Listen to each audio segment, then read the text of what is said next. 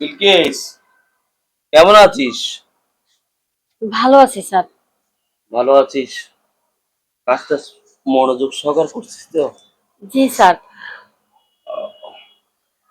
তোকে আজকে এত বেশি সুন্দর লাগছে কেন? স্যার আপনি এগুলো কি বলতেছেন? কিছু বলছি না, না আসলে যেটা সত্যি সেটাই বলতাছি। স্যার আপনার না কি জানি বলেন, মাঝে মধ্যে আমি বুঝি না আপনার কথাবার্তা কিছু। মাঝে মধ্যে না তো আমি শুধু আজকেই বলতে যাচ্ছি আর কি। কাজ কর, কাজ কর। তোর কাজ করলে না অনেক সুন্দর লাগে। আর সমস্যা নাই, তোর বেতন নতুন আমি বাড়াই দিব। একটু মনোযোগ সহকারে কর। এই কত তুমি? এই তো আমি এখানে। কি রে, তুমি অফিসে যাবে না? অফিসে তো যাবো। এখানে বিল বিলকিস, তুই এখানে এতক্ষণ কি করছিস? ম্যাডাম এখানে সময় লাগে, অনেকগুলো ময়লা হয়েছিল, সেজন্য অনেকক্ষণ সময় লাগছে। এইসব মেয়েরা এই ধরনের বলে একটা কাজ করতে করতে 2-3 ঘন্টা সময় লাগে। আসলে না ওরা কামে ফাঁকিবাজি করে। এই কিচিং রুমে অনেক থালা বাসন পড়ে আছে, যা রান্না করে যা। আচ্ছা ঠিক আছে, যাইতাছি। তোমার টেনশনে মনে থাকে না। আমার টেনশন মানে?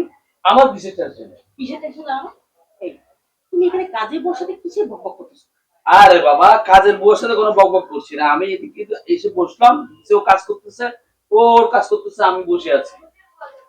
এখন তো ইদানিং সেই গভীর রাতে বাসি ফেরো, তারপরে তোমাকে আমার সন্দেহ লাগে।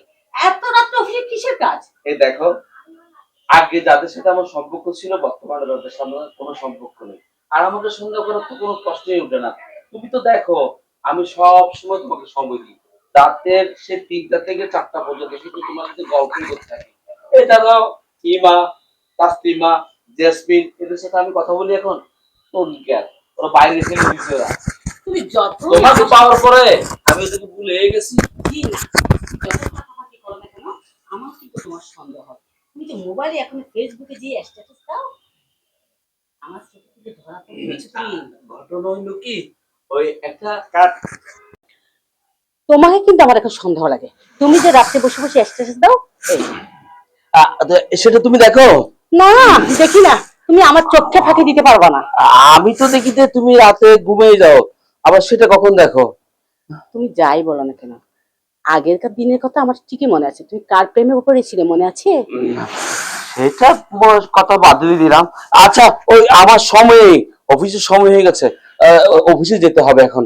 ঠিক আছে যাও। শোনো, তোমার পছন্দের খাবার রান্না করেছি, কিন্তু রাত্রি ফিরতে দেরি করো না।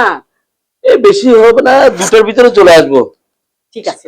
আচ্ছা ঠিক আছে। ঠিক আছে যাও মশাই, তোমার পছন্দের খাবার রান্না করেছি, ফিরতে দেরি করো না। এই বেশি না, 2টা-3টার ভিতরে চলে আসবো। আচ্ছা ঠিক আছে, যাও। আসি তাহলে আমি। আল্লাহ হাফেজ। ভালো থেকো, কিন্তু আবার ফোন করে আমাকে ডিস্টার্ব করো না, আমি কিন্তু কাজে ব্যস্ত থাকবো। ঠিক আছে ঠিক আছে, মনে থাকবে। যাই, কিসের জন্য তাহলে আমার সন্দেহ হয়?